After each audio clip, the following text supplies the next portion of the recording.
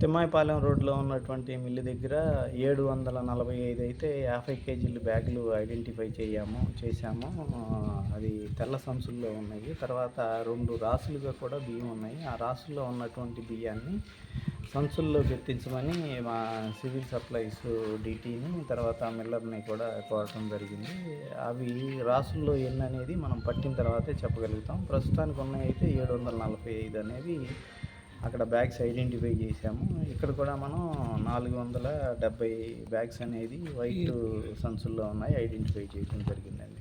అంటే నెల మొదట్లోనే మనం స్టార్టింగ్ నుంచి తనిఖీలు చేస్తేనే మనకి ఈ పీడిఎస్ రైస్ ఎవరన్నా కొన్నా కానీ నిల్వ పెట్టినా కానీ మనకి ఇమీడియట్గా దొరుకుతుంది. కాబట్టి ఇప్పుడు మొన్నటి నుంచి బియ్యం స్టార్ట్ అయినాయి కాబట్టి డిస్ట్రిబ్యూషను అన్ని చోట్ల టీమ్స్ని అనేది వేసామండి. కలెక్టర్ గారి ఇన్స్ట్రక్షన్స్ ప్రకారం మండల స్థాయి, డివిజన్ స్థాయి, జిల్లా స్థాయిలో టీములను వేయమని చెప్పి కలెక్టర్ గారు ఇన్స్ట్రక్షన్స్ ఇచ్చారు. కలెక్టర్ గారి ఆదేశాల ప్రకారం టీములను వేసామండి. అన్ని చోట్ల కూడా వెరిఫికేషన్ చేస్తాం.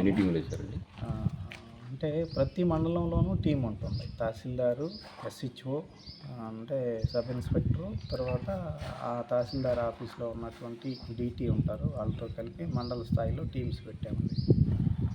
దాని ప్రకారం వాళ్ళ ఏరియాలో ఉన్నటువంటి మిల్స్ లేకపోతే ఇతరత్ర స్టాక్ పాయింట్లు ఏమన్నా ఉన్నా కూడా వాళ్ళు వెరిఫై చేసి తదనుగుణంగా యాక్షన్ తీసుకుంటారు. సార్, మీరు ఎంఎల్ఎస్ పాయింట్కి వినుకొండకి ఎన్ని వెహికల్స్ మీరు అనుమతించారండి? జీపీఎస్ సర్వీస్తో 6 వెహికల్స్. ఎంఎల్ఎస్ పాయింట్ వెహికల్స్ ఎన్ని ఇచ్చామనేది మన దగ్గర అయితే సమాచారం ఉండదు. డిఎం గారి దగ్గర ఉంటుంది, మన దగ్గర. సార్, ఆటోల్లో కూడా సర్కిల్స్ ఉంది.